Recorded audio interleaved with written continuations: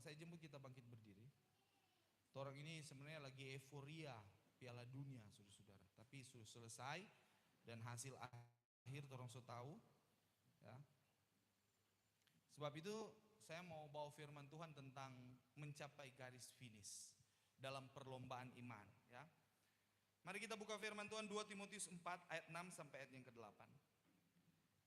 2 Timotius 4 ayat 6 sampai ayat 8. Firman Tuhan demikian. Karena aku telah sedia dipersembahkan dan masa ajalku sudah sampai. Aku telah berusaha dengan bersungguh-sungguh di dalam peperangan iman. Aku telah menyempurnakan usahaku. Aku telah memeliharakan iman. Pada akhirnya mahkota kebenaran telah tersedia bagiku yang telah dikaruniakan kepadaku pada hari itu. Yang akan dikaruniakan kepadaku pada hari itu oleh Tuhan. Yaitu hakim yang adil itu. Dan bukan kepadaku saja, melainkan juga kepada sekalian orang yang telah sangat gemar akan kedatangannya. Puji Tuhan, silakan duduk kembali. Haleluya, saudara. Setiap kali kita menyaksikan pertandingan, saudara, perhatian kita tentu selalu tertuju kepada hasil akhir. Ya, orang pasti di sini yang tidak biasa bauni bola, saya tidak biasa bauni bola, saudara. Tapi ketika Piala Dunia saya nonton, apalagi kalau Portugal. Tapi ya Portugal so kalah, saudara, 16 besar so pulang. Jadi, so nak bauni. Tapi ketika final, semua pasti tertarik untuk menonton, saudara-saudara. Walaupun itu bukan DP Ayang, ya. Tapi pasti kita semua tertuju yang namanya kepada garis akhir, saudara-saudara, kepada finish. Nah, di sanalah ditentukan perjuangan seorang atlet, saudara-saudara, ya. Namun seringkali kita lupa bahwa kemenangan tidak ditentukan pada hari pertandingan saja, saudara-saudara, ya.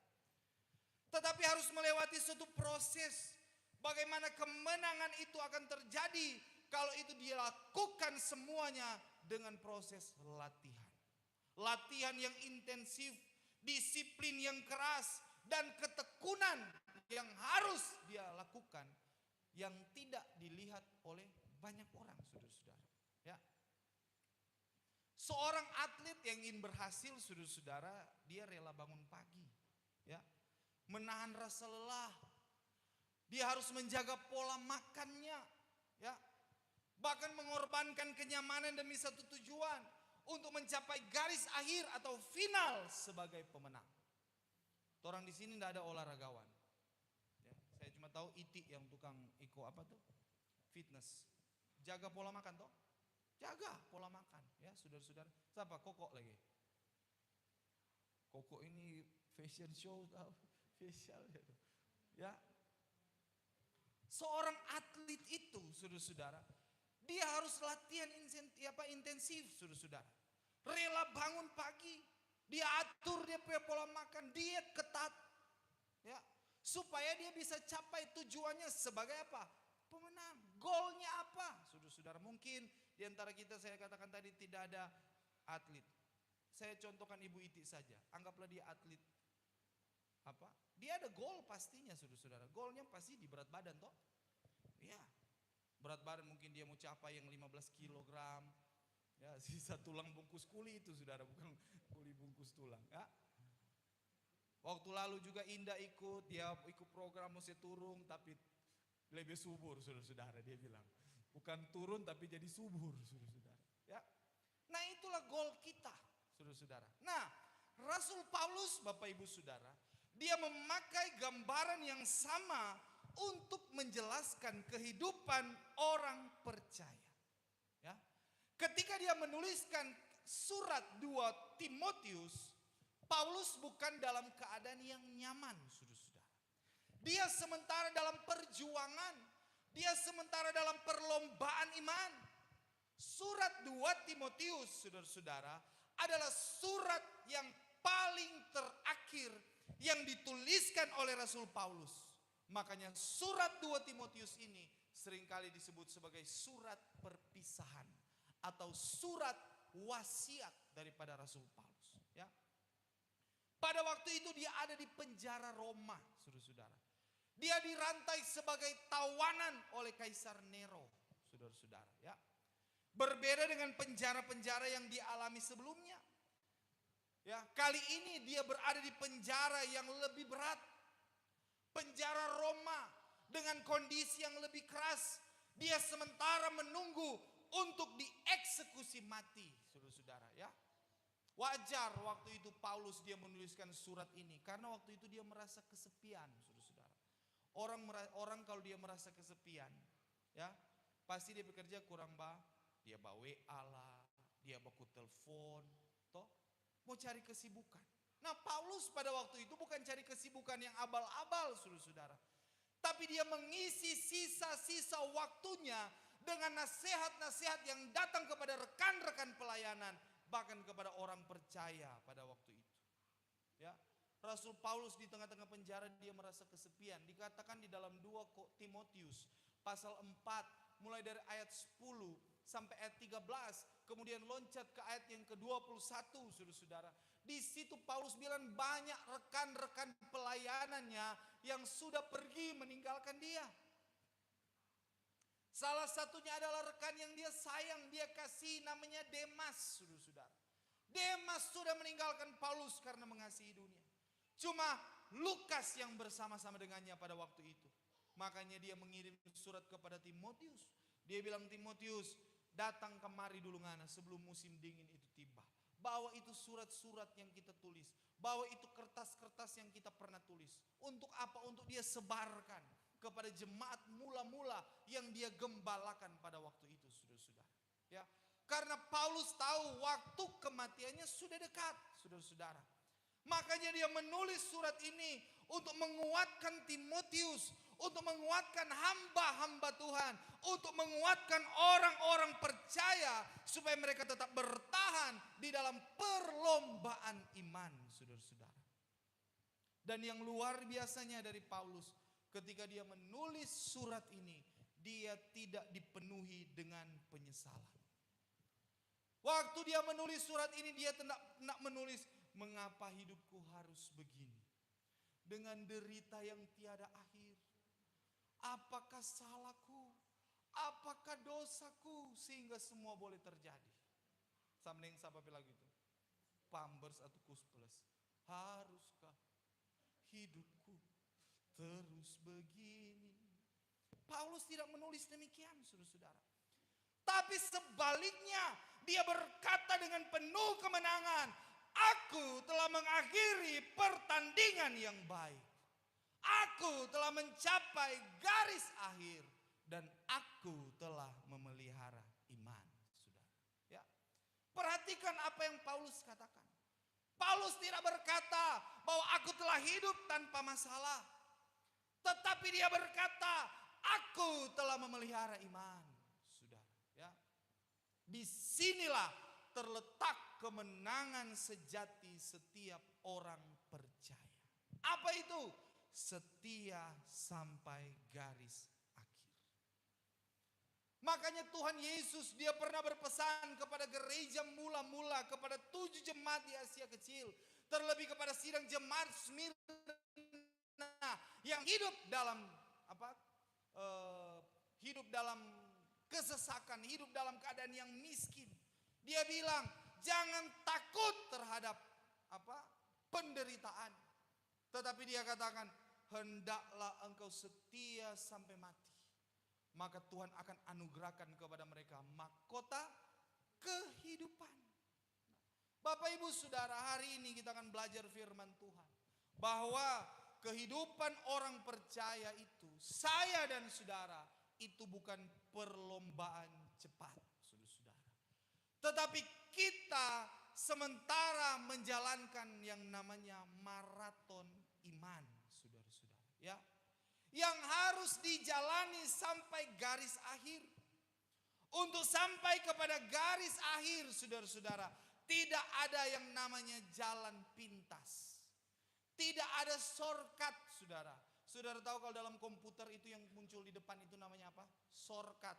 Dari semua aplikasi di dalam komputer, suatu shortcut gampang kena virus, saudara-saudara. Ya. Jadi untuk ikut Tuhan dalam perlombaan iman, tidak ada yang namanya jalan pintas. Makanya seberat apapun tantangan iman kita, di dalam kita mengiring Tuhan, dalam kita memelihara iman, jangan pernah saudara undur atau menyerah, saudara-saudara. Ya, kita harus bertahan dan bertekun sampai kepada akhir. Sekalipun itu sukar, sekalipun itu berat, tetapi Paulus berkata di dalam Filipi 4 ayat 13, segala perkara dapat kutanggung di dalam Dia yang memberi kekuatan kepadaku. Ya. Tentu kita tidak mau sama seperti Argentina, saudara-saudara. Ya. Sudah berjuang, pulang paling terakhir, tapi nak membawa piala dunia. Mau kita seperti itu? Mau anak seperti itu? Jangan bangga dengan juara 2, saudara. Itu bukan gol. Itu bukan tujuan kita dalam bertanding, saudara. Ya. Tujuan kita bertanding supaya kita memperoleh kemenangan, supaya kita memperoleh piala, supaya kita memperoleh mahkota. Makanya jangan pernah berundur, kita harus bertahan dalam panggilan Tuhan. Firman Allah katakan di dalam Ibrani pasal 10 ayat 35 sampai 36, jangan kamu melepaskan kepercayaanmu itu yang mendatangkan pahala yang besar, saudara. Makanya imanmu harus engkau tetap jaga sampai langkah yang terakhir. Saya ingat dulu ketika saya mendoakan orang tua dari Ojer, saudara. Masuk keluar rumah sakit, Oma Day. Saya ke sana, saya berdoa. Justru ketika saya ke sana, saya yang dikuatkan, saudara-saudara. Oma cuma bilang apa? Kita biar begini, mar tetap kita nak mau menyangkal Yesus. Oh saudara. So tidur, so nak berdaya. Berapa tahun Oma Day sakit? Yang so tak duduk 3 tahun. Tapi sebelum itu so pernah stroke, so dapat stroke. Sudah, bayangkan sudah. Dia bilang kita sampai akhir, kita tidak mau menyangkal iman, saudara-saudara. Karena apa? Ada upah yang menanti ketika kita tetap bertahan di dalam iman. Dan firman Tuhan berkata, kamu memerlukan ketekunan supaya sesudah kamu melakukan semua kehendak Allah, kamu akan menerima apa yang dijanjikan itu. Ya, saudara. Perlombaan iman kita membutuhkan latihan, saudara. Membutuhkan perjuangan. Perlombaan iman kita membutuhkan disiplin, saudara. Makanya Paulus katakan di dalam 1 Korintus pasal 9 ayat 25. Coba kita baca ayat 24 dan 25. 1 Korintus 9 ayat 24-25. Ayat 24 dalam Ya. terjemahan baru. Ya. Tidak tahukah kamu bahwa dalam gelanggang pertandingan Tidak tahukah kamu bahwa di dalam satu pertandingan semua peserta turut berlari, semua turut berlari, tetapi bahwa hanya ada satu orang saja yang mendapat hadiah? tapi cuma satu yang dapat hadiah. Karena itu larilah begitu rupa sehingga Larilah kamu begitu memperolehnya. rupa. Ya, supaya kamu memperoleh. Terus Ayat 25, tiap-tiap orang yang menurut mengambil bagian dalam Ya. pertandingan menguasai dirinya dalam segala hal. menguasai dirinya di dalam segala hal. Mereka berbuat demikian untuk memperoleh satu mahkota yang fana, Ya. tetapi kita untuk memperoleh suatu mahkota yang abadi. Ya, saudara. Kita semua saat ini diibaratkan Paulus, kita seperti ada di gelanggang olahraga, saudara-saudara. Kita sementara berlomba dalam perlombaan iman, kata firman Tuhan. Dan kita ketika mengambil bagian itu dalam pertandingan, firman Tuhan berkata, menguasai diri di dalam segala hal. Kita harus menguasai segala sesuatu. Firman Allah katakan kesudahan segala sesuatu sudah dekat. Sebab itu kuasailah diri. Ya. Kalau saudara tidak belajar menguasai diri, ya, di akhir-akhir ini kita mudah hanyut dengan perkara-perkara dunia. Ya. Saya mau katakan kepada saudara, tidak ada atlet yang menjadi juara karena dia hanya bakat semata. Sekalipun itu Messi, saudara. Orang tahu Messi dia bakat, saudara, ya. Tetapi kalau dia tidak latih, tidak akan menang. Tidak ada seorang atlet yang juara karena cuma bakat, saudara-saudara. Juara dibentuk daripada disiplin, dibentuk daripada latihan keras, dibentuk daripada jaga pola hidup. Diet ketat sama dengan Ronaldo, saudara-saudara. Toh, kita bukan puji-puji Ronaldo, tapi saudara kalau saudara lihat di biografi, toh, bagaimana jam 2 subuh dia sudah bangun berenang, dia gym, tidak pernah minum Coca-Cola, tidak pernah minum minuman keras, saudara. Cuma apa dia minum? Air putih. Ya. Jadi untuk sampai kepada goal kita butuh disiplin, saudara-saudara. Ya. Karena hal rohani juga, saudara-saudara. Apa yang digambarkan oleh Rasul Paulus itu juga sangat berhubungan dengan hal rohani. Banyak orang Kristen yang ingin menjadi Kristen yang kuat, saudara, tapi tidak mau berlatih secara rohani. Apakah kita pikir cukup membentuk tubuh ideal hanya karena berolahraga 2 minggu? 2 jam 1 minggu. 1 minggu berapa kali olahraga itu? 3-4 serutin mungkin toh? Ya. Untuk capai itu goal, bentuk body, bentuk tubuh kita yang ideal, 2 jam 1 minggu namun cukup. Ya. Sama seperti membentuk tubuh rohani saya dan saudara. Ya. Mau jadi Kristen yang kuat, tidak cukup berlatih cuma 1 minggu 1 kali. Cuma 2 jam. Banyak orang Kristen yang mau menerima surga, tapi tidak mau berjuang untuk itu. Saudara kira itu cuma diberikan secara cuma-cuma? Butuh perjuangan untuk sampai di sana, saudara. Tuhan Yesus katakan di dalam Lukas 13 ayat 24, Tuhan bilang apa? Berjuanglah kamu. Untuk apa? Masuk di pintu yang sesak. Karena banyak orang yang ingin masuk, berusaha tapi tidak bisa. Ya. Iman yang kuat tidak akan muncul secara instan, saudara-saudara. Ya. Latihan rohani harus terus kita pelihara. Tekun berdoa, setia beribadah. Ya, saya mau tanya, semua suka masuk surga? Semua suka masuk surga di sini. Tapi apakah latihan rohani kita sudah cukup untuk kita sampai ke sana, saudara-saudara? Apakah kita sudah tekun berdoa? Apakah kita sudah setia beribadah? Apakah kita sudah setekun membaca firman? Apakah ketika firman dengar kita renungkan itu supaya firman jadi kehidupan kita? Ya. Apakah kita sudah hidup dalam ibadah? Apakah kita sudah hidup dalam penyembahan yang teguh kepada Tuhan? Apakah kita sudah rutin berpuasa? Kalau jasmani orang diet ketat, rohani juga harus diet ketat, saudara-saudara. Ya. Bukan berarti saudara puasa ke diet kita ini. Bukan, saudara-saudara. Artinya dia sunat segala keinginan-keinginan daging. Ya, menjaga itu persekutuan dan hubungan dengan Tuhan. Makanya Bapak Ibu Saudara, semua kegiatan yang kita lakukan, baik kita datang beston, ya kita baca firman, kita datang beribadah, kita berdoa, itu bukan cuma kegiatan agama, saudara-saudara. Ya, itu adalah latihan untuk membangun kekuatan rohani saya dan saudara. Karena kita akan lawan dengan apa? Dengan keinginan mata, keinginan tubuh, hidup dengan kesombongan. Bahkan perjuangan, perlawanan kita, firman Tuhan berkata bukan melawan darah dan daging, tapi melawan penguasa-penguasa yang ada di udara.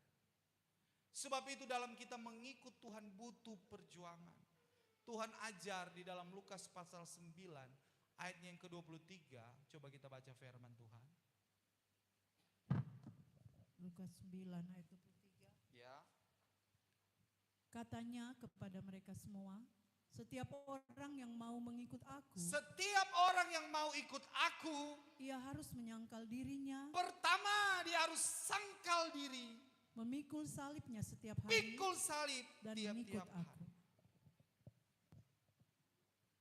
Saudara, untuk ikut Tuhan, saudara harus garis bawahi, menyangkal diri.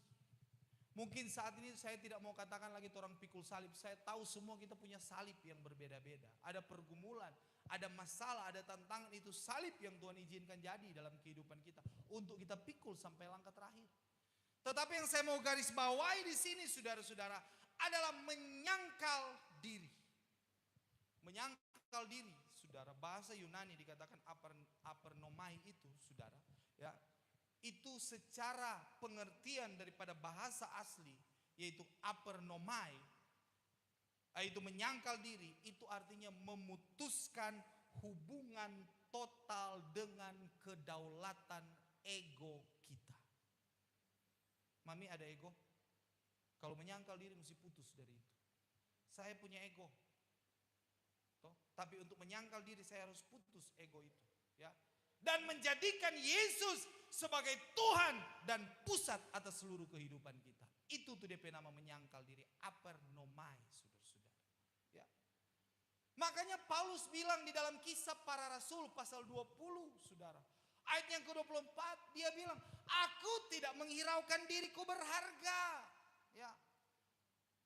Tetapi aku sementara berusaha supaya dia dapat mencapai garis akhir. Untuk apa? Menyelesaikan pelayanan yang ditugaskan kepadanya. Kita pun punya tugas masing-masing. Kalau kita masih hidup dalam ego kita, kita tidak akan pernah menyelesaikan tugas itu, saudara. Makanya jaga baik-baik hidup kita ini. Jaga kekudusan. Supaya dalam perlombaan iman, kita tidak tertindih dengan beban-beban dosa. Kita tidak tertindih dengan beban-beban yang kita pikul tiap-tiap hari. Karena orang di dalam Kristus, dia sudah menyalipkan segala hawa nafsunya. Dan segala cita-citanya, kata Galatia 5 ayat 25 kalau tidak salah. Saudara pernah lihat ada orang yang lari di bawah koper, pelari. Waktu Messi udah bertanding udah bawa koper dia, Salomo. Ya enggak toh. Seorang yang mengikut olahraga apa pertandingan lari atau bola, enggak mungkin dia pikul-pikul koper, saudara-saudara, ya. Ya. Kenapa? Karena kalau ada beban itu memperlambat langkahnya. Begitu pula dengan saya dan saudara dalam perlombaan iman kita. Kadang yang menghambat kita bukan hanya karena dosa yang nampak jahat, saudara-saudara. Saudara di sini saya percaya tidak ada seorang pembunuh, tidak ada pencuri, ya. Dosa-dosa yang nampak jahat tidak ada orang di sini. Atau di sini ada tukang bedoti orang di sini. Kau olah aja bedoti. Bedoti Pak Ojar. Mungkin di sini kita tidak melakukan dosa-dosa yang kelihatan jahat, saudara-saudara. Tapi jangan kita anggap remeh. Itu dosa kepahitan, itu dosa cinta dunia, lebih fokus kepada perkara jasmani. Itu dosa kesombongan, dosa rasa kecewa, dosa tidak mau memberi pengampunan, saudara. Itu adalah dosa yang beban yang kita pikul sementara kita berlari dalam perlombaan iman. Kalau saudara tidak lepas itu semua, langkah rohani saudara akan terasa berat. Ya. Bahkan mungkin kita akan terhenti dalam perjalanan kalau kita pikul itu beban itu. Makanya apa yang Paulus katakan? Ibrani 12 ayat 1. Coba kita baca. Ibrani 12 ayat 1.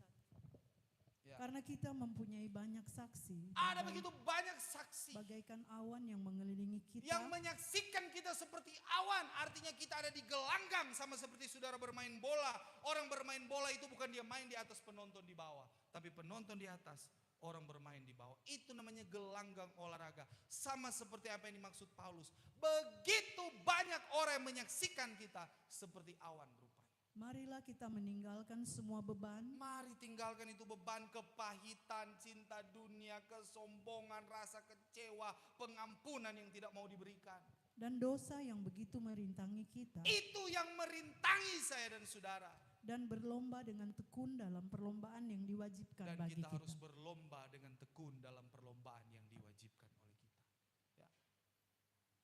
Paulus dalam perjuangannya dia berkata, saudara, bukan berarti dia bilang aku sudah menganggap diriku telah mencapai itu, ya. Di dalam Filipi pasalnya yang ketiga itu ayat 13 sampai 14. Tapi Paulus bilang apa?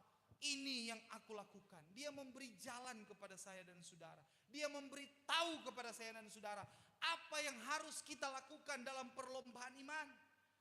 Aku melupakan apa yang di belakangku dan mengarahkan diriku kepada apa yang di hadapanku, yaitu sasaran kita, saudara.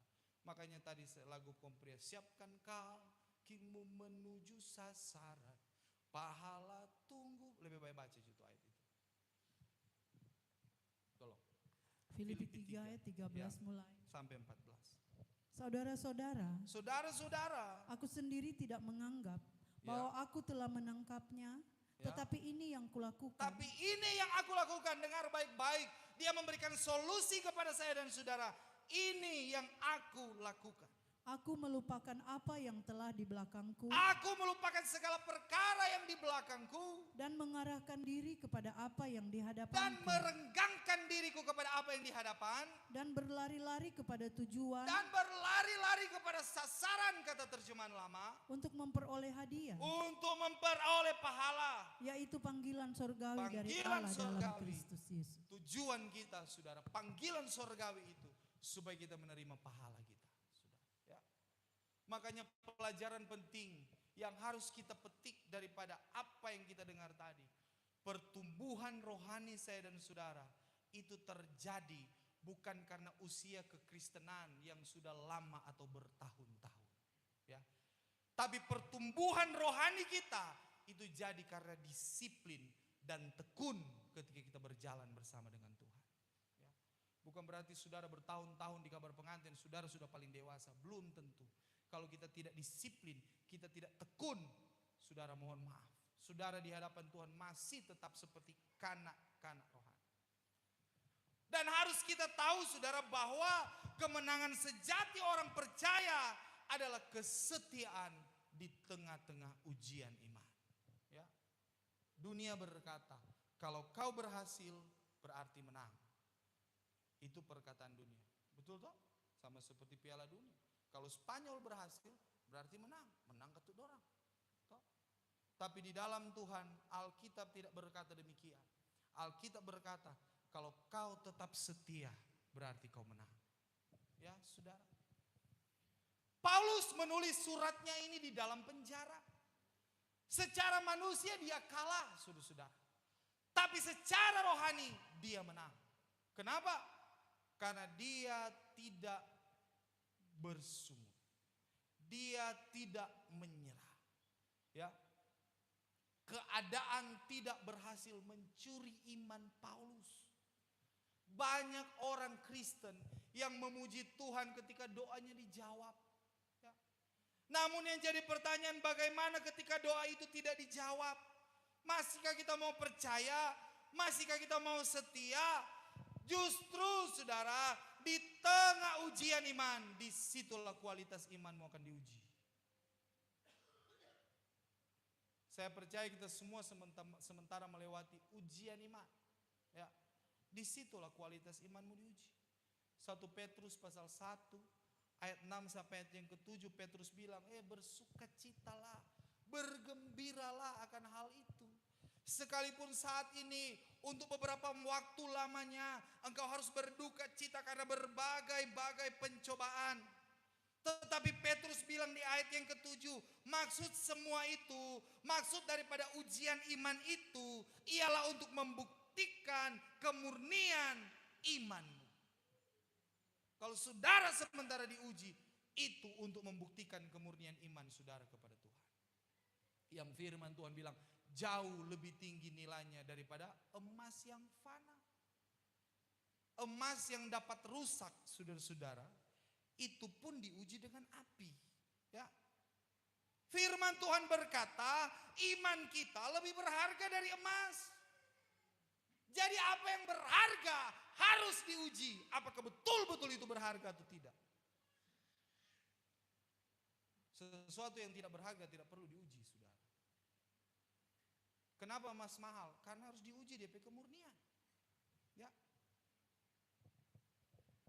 Supaya apa? Supaya dengan itu kata firman Tuhan kita akan dipuji, dihormati, dan ditinggikan ketika Tuhan Yesus menyatakan dirinya kedua kali. Ya.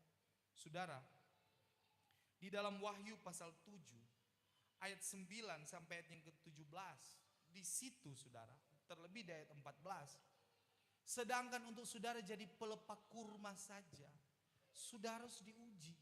Coba baca ayat 14. Wahyu 7 ayat 14. Maka kataku kepadanya, Tuanku, Tuhan mengetahui. Lalu ia berkata kepadaku, mereka ini adalah orang-orang yang keluar dari kesusahan besar, dan mereka telah mencuci jubah mereka dan membuatnya putih di dalam darah anak Ya. domba. Waktu itu Rasul Yohanes melihat ada satu perhimpunan yang berlaksa-laksa begitu banyak dari suku, bangsa, segala kaum, segala bahasa. Semua berdiri di hadapan aras itu. Dan firman Tuhan berkata, ada daun palem atau pelepah kurma ada di tangan mereka. Artinya mereka dipersiapkan untuk jadi apa? Pelepah kurma, saudara-saudara. Cuma jadi dayang-dayang, tingkat yang lebih rendah daripada pengantin. Tetapi apa kata firman Tuhan ayat 14? Mereka pun harus melewati kesusahan besar, saudara-saudara. Ya.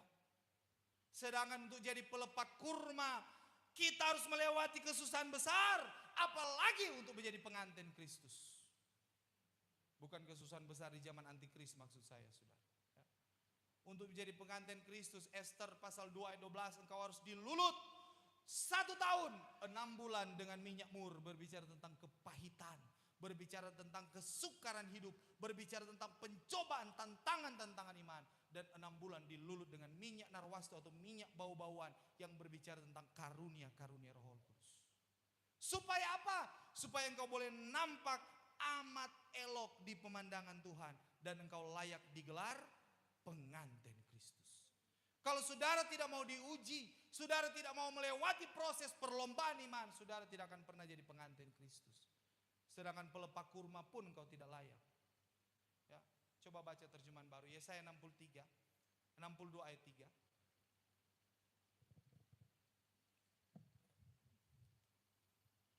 Yesaya 62 ayat 3. Yesaya 62 ayat 3. Ayat 3. Engkau akan menjadi mahkota keagungan di tangan Tuhan dan serban kerajaan di tangan Allah. Ya. Saudara, tujuan kita adalah supaya kita menjadi mahkota keagungan di tangan Tuhan dan serban kerajaan di tangan Allah. Apa itu mahkota keagungan? Mahkota keagungan, saudara, dalam bahasa Ibrani dikatakan ateret tiferet, saudara. Saya coba selidik apa arti daripada ateret tiferet. Ternyata itu melambangkan kehormatan, melambangkan kemenangan. Mahkota itu melambangkan kedaulatan dan keindahan yang punya derajat yang paling tinggi. Mahkota tidak dipakai di kaki, saudara. Mahkota tidak dipakai di hidung. Mahkota tidak dipakai di telinga. Ya, tapi mahkota dipakai di apa? Di kepala. Artinya apa? Tidak ada keindahan yang derajatnya lebih tinggi daripada mahkota, saudara. Dan untuk sampai menjadi mahkota keagungan di tangan Tuhan, engkau diproses habis-habisan. Ya. Dan yang kedua, serban kerajaan. Bahasa aslinya adalah tesenif meluka, saudara-saudara. Bahasa Ibrani tesenif meluka. Apa itu arti serban kerajaan? Itu melambangkan martabat. Karena serban kerajaan itu dipakai sebagai penutup kepala daripada raja-raja. Ya, tesenif meluka. Melambangkan martabat, melambangkan otoritas dan keagungan kerajaan. Melalui dua lambang ini, Tuhan sementara menyatakan kepada kita bahwa tadinya orang yang sementara berjuang, berlomba, diproses, diuji, dan bertahan sampai akhir akan diubah menjadi sesuatu yang sangat mulia, indah, dan berharga di hadapan Tuhan. Saudara. Makanya perjuangan saudara tidak sia-sia. Tadi 1 Petrus 1 ayat yang ke-7 katakan, kita akan dipuji, akan dihormati, akan dimuliakan, akan ditinggikan ketika Yesus Kristus itu datang kembali. Makanya firman Tuhan berkata, Tuhan Yesus katakan, siapa yang bertekun sampai kesudahan, dia yang akan diselamatkan. Ya, saudara. Iman itu bukan berbicara soal siapa yang mulai paling cepat, saudara, bukan. Ya. Banyak yang terpanggil, sedikit yang terpilih, sedikit yang setia. Ada yang terdahulu jadi terkemudian. Jadi iman itu bukan tentang siapa yang memulai paling cepat, tapi iman adalah soal siapa yang berjalan sampai pada akhirnya, saudara. Ya. Paulus memberitakan Injil, sekalipun dia terbelenggu, tapi dia katakan Injil tidak terbelenggu. Sekalipun dia di tengah-tengah penjara, Paulus tetap memberitakan Injil. Dia tetap mengasihi Kristus, Dia tetap melayani, dia tetap berharap sekalipun tubuhnya dirantai. Apa rahasianya saudara? Bukan karena Paulus kuat, tapi karena Paulus tahu kasih Kristus lebih besar daripada penderitaannya. Bapak ibu saudara, mungkin saat ini kau sementara menderita, tapi ingat kasih Kristus lebih besar daripada penderitaanmu. Ya. Makanya saya katakan waktu khotbah di ulang tahun Angel, kenapa kita harus bersyukur? Kenapa kita harus bersyukur? Masih ingat? Karena orang lain lebih menderita dari kita. Mengapa kita harus bersyukur? Karena Tuhan baik, saudara. Bahwasanya selama-lamanya kasih setia. Ya. Paulus tahu itu. Makanya dia tuliskan di dalam 2 Korintus pasal 12 ayatnya yang ke-10. Dia bilang, aku rela di dalam kelemahan. Aku rela di dalam siksaan. Aku rela di dalam kesesakan dan kesukaran. Di dalam aniaya. Karena ketika aku lemah, disitulah aku kuat. Siapa yang menguatkan dia? Kristus yang menguatkan dia. Dia tidak malu, saudara. Coba baca dulu 2 Timotius 1. Terjemahan lama saja. 2 Timotius 1 ayat 12.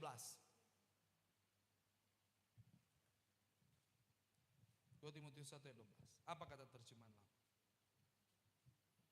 Kenapa 2 Paulus? Timotius 1 ayat yang ke-12.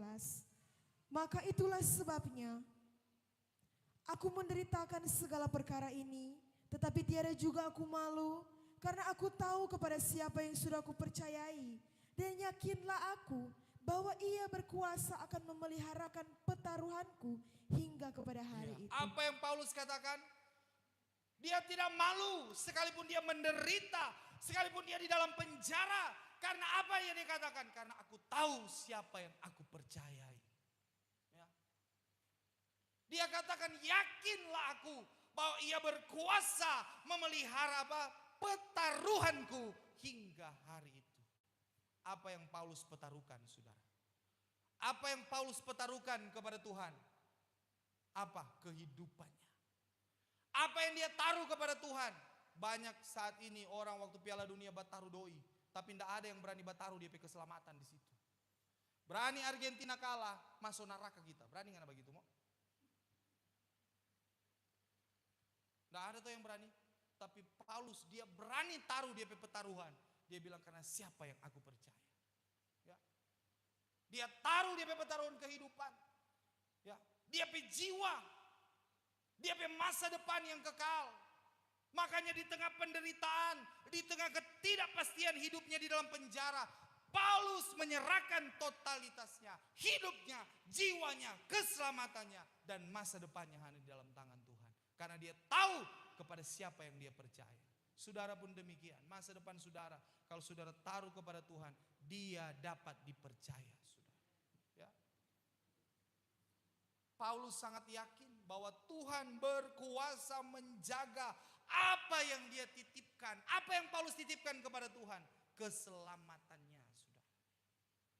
Orang-orang percaya, ya,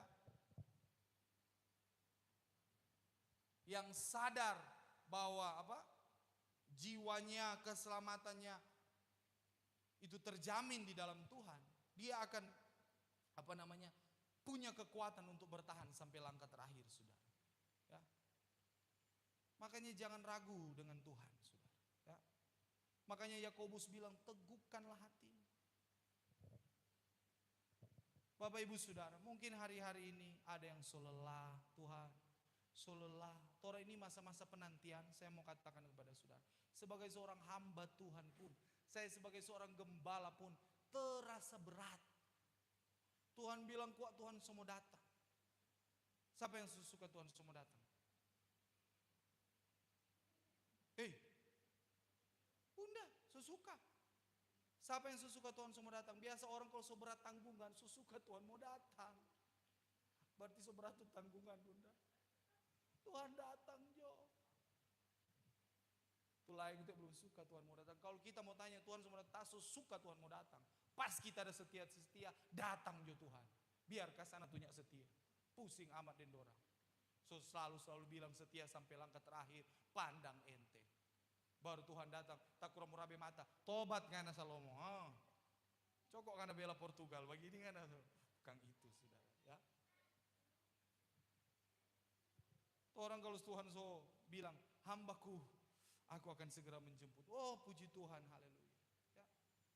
Karena mungkin ada yang bergumul, ada yang lelah, ada yang bergumul dalam ujian iman, ada yang bergumul karena keluarga, karena suami, karena istri, karena anak-anak. Ada yang bergumul mungkin karena sakit penyakit, ada yang sementara menghadapi tekanan ekonomi, bahkan mungkin ada yang hampir menyerah hari-hari ini, saudara. Tapi firman Tuhan berkata saat ini, jangan berhenti berlari. Amin. Karena garis akhir sudah semakin dekat. Semakin jauh kita berjalan, semakin dekat tujuan kita. Makanya 2 Timotius 2 ayat 12, Paulus bilang kepada Timotius, jikalau kamu tahan menderita, kamu akan memerintah. Mau memerintah, saudara? Mesti tahan menderita. Yakobus 1, coba baca ayat yang ke-12. Sondalam. Yakobus 1 ayat 12. Yakobus 1 ayat 12. Ya. Berbahagialah orang yang bertahan dalam pencobaan. Berbahagia siapa yang bertahan dalam pencobaan. Sebab apabila ia sudah tahan uji, garis bawah ini, apabila engkau sudah tahan uji, ia akan menerima mahkota kehidupan yang dijanjikan Allah kepada barang siapa yang mengasihi. Oh haleluya. Di garis finish Bapak Ibu Saudara, Tuhan telah menyediakan mahkota yang kekal. Kita sudah dengar khotbah hari Jumat tentang mahkota, bagaimana kita harus berdiri seperti seorang laki-laki perwira dan berkasa di dalam Tuhan supaya kita terima itu mahkota.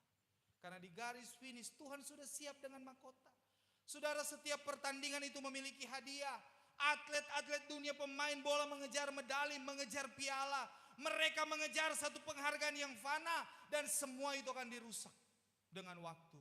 Tetapi tadi sudah dibaca di dalam 1 Korintus 9 ayat 24-25 bahwa kita sementara dalam perlombaan iman sedang berjuang untuk memperoleh mahkota yang abadi, saudara. Amin. Mahkota yang tidak bisa dicuri oleh siapapun. Makanya Paulus berkata dalam dia menutup suratan yang ada kepada Timotius, dia katakan di dalam 2 Timotius 4 ayat 8, sekarang telah tersedia kepadaku apa? Mahkota kebenaran. Perhatikan apa kata Paulus, telah tersedia. Artinya Tuhan telah menyiapkan upah itu. Mahkota itu bukan diberikan kepada mereka yang tidak pernah jatuh, bukan. Mahkota itu bukan diberikan kepada, aduh kita selama mengiring Tuhan kita tidak pernah gagal. Bukan, saudara. Saya tahu kita semua pernah jatuh bangun di dalam iman. Kita pernah gagal mungkin 1 kali, saudara-saudara.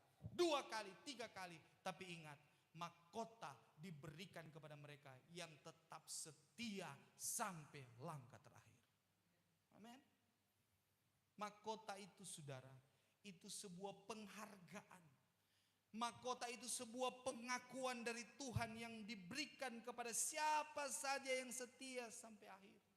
Makanya Wahyu 22 ayat yang ke-12 Tuhan bilang, sesungguhnya aku segera datang dan upahku sementara menyertai aku untuk membalas kepada siapa menurut perbuatannya. Dan kabar sukacitanya, apa yang ditulis oleh Rasul Paulus, mahkota kebenaran itu bukan hanya tersedia kepada Rasul Paulus, tetapi kepada siapa yang sangat gemar akan kedatangan Tuhan. Kalau sesuka Tuhan mau datang, berarti dia akan tersedia mahkota. So gemar Tuhan mau datang, tadi cuma bunda dan kita. Berarti belum ada mahkota, Jeniar belum ada, Karen belum ada, Oma belum ada. Kalau belum gemar kedatangan Tuhan. Toh. Tapi kalau so gemar Tuhan mau datang, artinya dia so tahu, oh tapi mahkota so tersedia. Amin. So gemar Tuhan mau datang.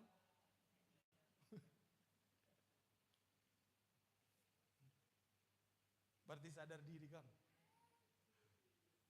Windy, so gemar Tuhan mau datang. Tian, so gemar Tuhan mau datang. So yakin so ada mahkota? Belum, jangan dulu dengan Tuhan. Firman Tuhan berkata, siapa yang merindukan kedatangan Tuhan, mahkota sudah tersedia baginya.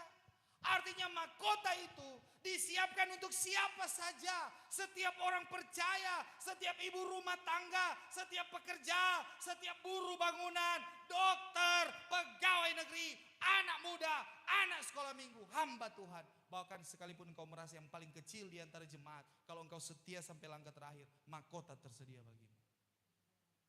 Ya. Sebab itu saudara-saudara, mari tetap bertahan. Ya, dalam perjuangan iman kita. Mungkin hari ini kita merasa berada di kilometer yang, oh Tuhan, saat ini saya berada di kilometer kehidupan yang sementara menanjak. Ayo angkat tangan, siapa yang sementara melalui kilometer kehidupan yang sementara menanjak. Angkat tangan, angkat tangan, yang sementara menanjak. Tuhan lihat dari tempat maha tinggi saudara. Tuhan tahu kilometermu sementara menanjak. Ya. Dia tahu langkah hidupmu terasa berat hari-hari ini. Mungkin air mata lebih banyak daripada tawa. Mungkin doa-doa belum terjawab. Firman Tuhan bilang 2 Korintus 5 ayat 1 sampai 4. Selama orang masih di dalam kemah ini, masih di dalam tubuh ini, kita semua mengeluh sebab berat tanggungan. Tapi jangan lupa Bapak Ibu Saudara, Tuhan sementara menunggu kita di garis finish. Bahkan bukan hanya menunggu, Dia sementara berjalan dengan kita. Menguatkan ketika kita lemah, ya. Mengangkat ketika kita jatuh. Dia menopang kehidupan kita saat mungkin hari ini engkau hampir menyerah. Tapi jangan pernah berhenti. Jangan mundur. Jangan tinggalkan iman. Terus berlari sampai di garis finish, saudara-saudara. Saya tidak tahu finish apa saya di umur berapa. Saya tidak tahu finish saudara di umur berapa. Tapi setialah sampai langkah yang terakhir, saudara. Ya. Ada satu perkataan Paulus yang sangat menyentuh hati saya. Ya. Dan ada seorang hamba Tuhan dia khotbah, soalnya saya dengar khotbahnya, saya menangis saudara-saudara. Ya. Ternyata pengajaran ini bukan hanya dibukakan kepada saya dan saudara, tapi juga dibukakan kepada hamba-hamba Tuhan di tempat lain. Saudara, ada satu perkataan Paulus dikatakan di dalam 1 Korintus 13 ayat yang ke-12. Coba kita baca firman Tuhan. 1 Korintus 13 ayat 12. Tolong pakai mic. 1 Korintus 13 ayat yang ke-12 firman Tuhan. Ya. Karena sekarang ini kita nampak di dalam cermin muka kelam. Kita saat ini menampak di dalam cermin muka kelam atau masih samar-samar. Tetapi pada masa itu kelak, muka bertentang dengan muka. Ya. Maka sekarang pengetahuanku belum sempurna. Tetapi pada masa itu aku akan mengetahui sebagaimana aku juga telah diketahui. Saudara tahu apa arti daripada ayat ini? Saat ini saudara, karena pengetahuan kita belum sempurna, ya. Kita masih tampak pengantin sorga Tuhan Yesus itu masih dalam bentuk samar-samar. Masih seperti di dalam cermin. Atau ada di sini, so pernah aku dapat Tuhan Yesus muka dengan muka? Diandra, so pernah lihat muka dengan muka? Sedangkan firman Tuhan bilang Yohanes saja, dia cuma lihat mukanya penuh dengan apa? Kemuliaan, cahaya, makanya dia rebah. Cuma dia kenal tuh suara. Aku mendengar suara yang seperti yang aku kenal. Karena dia pernah bersama-sama dengan Yesus pada waktu itu, saudara. Ya. Tapi kemuliaan muka Tuhan Yesus dia tidak pernah lihat. Sama seperti kita saat ini, saudara. Kita belum nampak dia secara jelas, masih samar-samar. Artinya apa? Artinya ketika kita mengenal dia, kita belum mengenal dia dengan sempurna. Tetapi akan datang masa kelak, kita akan bertentangan muka dengan muka. Aku akan mengetahui dia sebagaimana aku pun diketahui oleh dia. Kapan itu saudara? Kapan engkau akan melihat dia muka dengan muka dan engkau akan mengetahui dia secara jelas? Pesta perkawinan kawin anak domba Allah. Firman Tuhan minggu lalu. Sudah ingat firman Tuhan minggu lalu? Ya. Pada waktu kita bertemu dengan Yesus, duduk bersama-sama di pelaminan pesta perjamuan kawin terbesar, yaitu pesta perjamuan kawin anak domba Allah. Ya. Kita akan melihat dia yang kudus. Kita akan melihat dia yang mulia sebagai pengantin laki-laki sorga, face to face. Sebagaimana Sarah mengenal Abraham, sebagaimana Ribka mengenal Ishak, Sebagaimana Rut mengenal Boas. Sebagaimana Sulamit mengenal Salomo. Sama seperti aku dikenal, maka aku pun akan mengenal dia muka dengan muka. Saudara, oh bahagia sekali. Saudara akan melihat menjadi segambar, serupa dengan dia. Mengenal dia dalam kekekalan, bukan sekedar tahu, tapi menjadi satu dalam pengenalan, dalam perjanjian abadi, yaitu perkawinan abadi antara anak domba Allah dan pengantin-pengantinnya. Makanya saudara, apa yang Tuhan katakan di dalam Yesaya pasal 35 ayat yang ke-10. Coba kita baca firman Tuhan. Yesaya 35 ayat 10.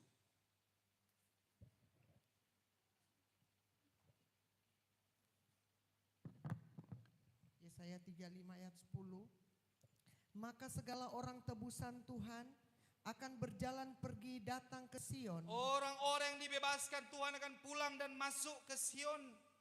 Dengan bertempik sorak Dengan bersorak-sorai. dan kesukaan yang kekal Sukacita abadi akan ada di atas kepalanya. meliputi mereka. Mereka itu akan mendapat kesukaan dan Kegirangan keramaian. dan sukacita. Tetapi segala kedukaan dan pengeluh Ya, sudah terbang. keluh kesah, kedukaan sudah menjauh. Sudah terbang. Saudara mau terima itu? Kalau saudara mau terima itu, setialah sampai langkah yang terakhir. Makanya saudara, mari kita pulang dengan komitmen yang baru supaya kau maju di dalam iman. Ya, bangun disiplin rohanimu melalui doa, baca firman Tuhan tiap-tiap hari. Ya. Tinggalkan itu dosa-dosa yang menghambat kita dalam perjalanan iman. Hiduplah di dalam kekudusan pengajaran. Hiduplah di dalam kekudusan kehidupan. Pelihara iman sampai langkah yang terakhir. Supaya ketika engkau selesai dengan segala yang ada di dalam dunia ini, engkau pun akan sama seperti Paulus berkata bahwa aku telah mengakhiri pertandingan iman dengan baik. Aku telah mencapai garis akhir. Aku telah memelihara iman. Ya. Karena ada upah yang sementara menanti kita. Ketika kita menerima perjanjian itu, masuk pada pesta anak domba selama 1260 hari di awan-awan. Kemudian menuju kepada pesta perjamuan kawin anak domba Allah selama 75 hari. Kemudian turun memerintah dalam kerajaan 1000 tahun masa damai. Dan setelah itu sampai memerintah kekal di langit baru, bumi baru, Yerusalem baru.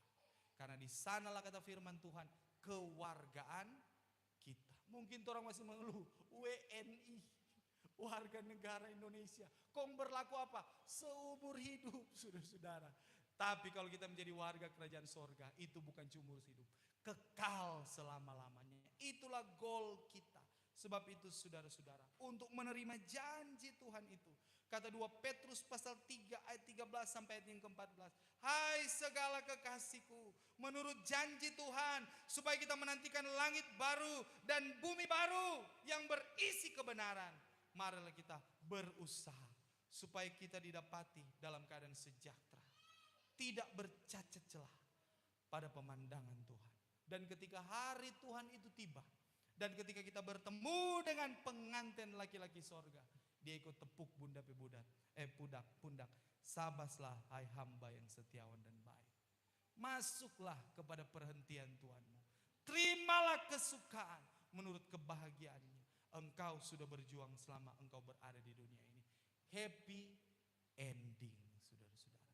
Sebab itu Bapak Ibu, apa yang engkau terima hari ini, bukan hanya sekedar engkau tahu, ya, tetapi mari renungkan itu dalam kehidupan kita dan lakukan.